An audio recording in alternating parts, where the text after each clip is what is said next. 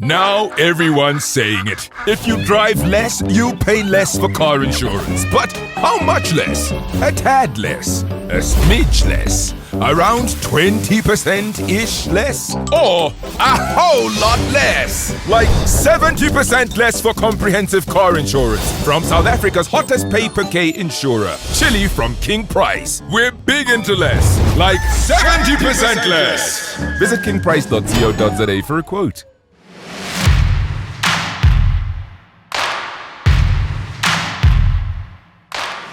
Hi and welcome everybody to Let's Talk Automotive.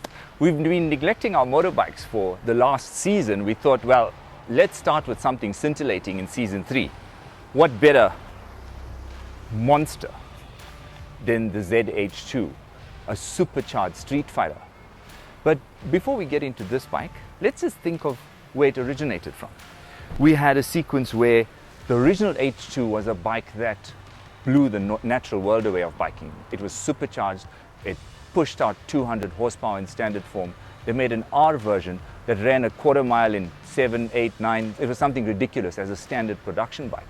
But why stop there? Kawasaki said, let's take this engine, let's strip the fairings off, and let's create something even more insane. We've got a normal LED dash, but I mean, that's become standard on 99% of the bikes. The lean angle sensors here, pretty standard stuff. It's got the balance sensor which shows where the bike's weight is being distribution. So if you're sliding forward, it obviously moves the bike forward. The little blue tag there.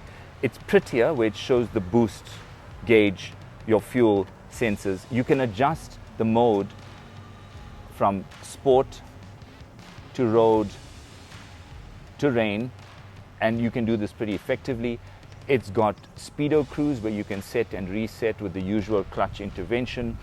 Overall, the bike's very easy to get into. A lot of the bikes that we've dealt with in this class, the actual technology is not the easiest to get the hang of. But this, it's pretty simple and straightforward. You notice here, blacked out, here the air vent. The H2R, which was the race non-road version, had no light, so the air vent and induction kit went directly to the front end of the engine. Here it's actually quite easily visible, as you can see with the small little grille here.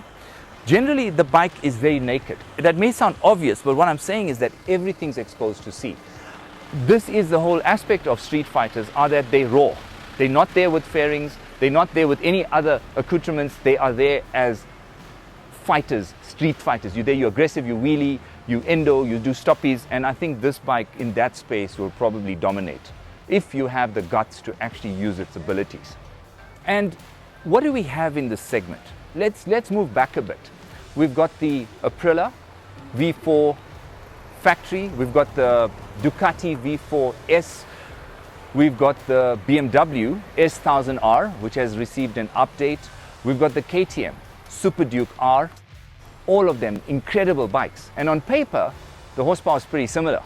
But where does your mind sit? I mean, none of them are actually supercharged, which means that the sort of miniature dump valve blow off sound that we get when it sort of slithers out as soon as you roll off the throttle, none of those bikes will give it.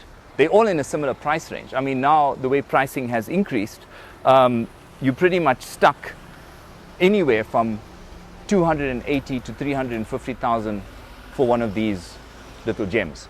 And where has the bike come from? I mean, the H2 originally, way back in 2014-15, although it changed the market, it had its little niggles and challenges. The fueling system was ridiculous. It jerked, it stuttered, it spluttered. Once an exhaust system was put on, if you didn't flash it or put a power commander in, it became a difficult bike to ride. It was easy to manage once you got used to it, but it was ballistic in what it did. Kawasaki, in this new model, changed the aspect of that. They've made the entire fueling systems has been revamped. It's smoother.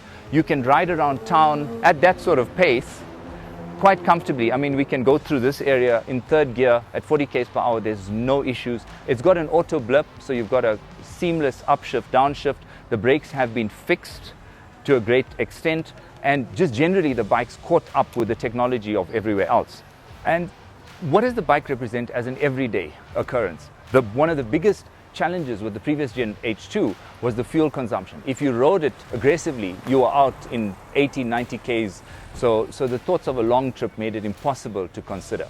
This bike's much better. If you are aggressive, it is thirsty, but not thirsty to the extent that you'll be hunting for a fuel station every 80 or 90 Ks. What's it like to ride? Again, I've mentioned how comfortable it is as a single person. As a pillion, for me, this seat doesn't make sense, because from here, the pillion's going to slide into you every time you move or shift or brake suddenly. I mean, the standard methodologies of pillions, putting their hands here, yes, you can explain it, but I thought a flat seat would have been better. But perhaps the reason they stayed away from that, as it is a street fighter, is that the ZH2 SE, which is the more upright touring version of this, has got a flat seat. So you've got the commuting thing ticked over there. I think with us as commuters, can you use this bike every day? Yes. Challenge, the fairing means that you can't maintain high speeds for a long amount of time because your arm feels strained, your neck and shoulders feel it, but this is not what this bike is built for. It's a point and shoot to go out, have a lot of fun, and just generally be wild. Whew. Yeah, that was entertaining at best. You can't really describe the acceleration of a supercharged street fighter. I think there's parts of me, everything's still attached, so I think we're good. But as a recommendation, you can't actually describe this bike's power. You have to ride it. So I recommend, if you're in the mood to be frightened out of your wits on a bike that is minuscule but ridiculously fast, go and have a look at the ZH2 from Kawasaki. It's probably, in my opinion, probably one of the most incredible super street fighters in this category now that we will ever see. I mean, where else in the world can you ride a supercharged bike except South Africa?